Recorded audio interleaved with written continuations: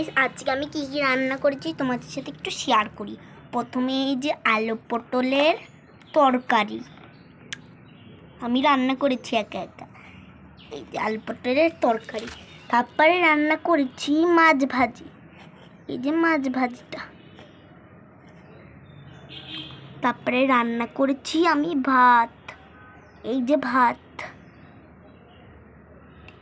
তারপরে রান্না করেছি একটু ডাল, এই দেখো। আজকে আমি এতটুকুই রান্না করেছি। তো তোমরা কোন রান্নাকে 10-এ 10 দেবে অবশ্যই কিন্তু কমেন্টে বলবে, আর বলবে তোমাদের কোন রান্নাটা বেশি ভালো লেগেছে দেখতে, এগুলোর মধ্যে ভাত নাকি ডাল নাকি মাছ ভাজি নাকি আলু পটলের তরকারি। তো এগুলো আমি তোমাদের এখন খেয়ে বলবো কেমন হয়েছে।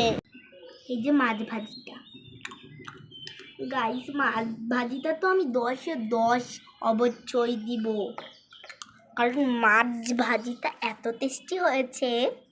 এখন একটু ভাতটা ট্রাই করবো। ভাত তো 10-এ 10, অসাধারণ।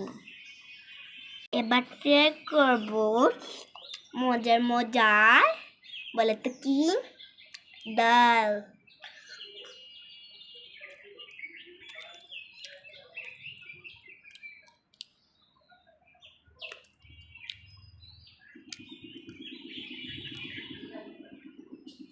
অসাধারণ।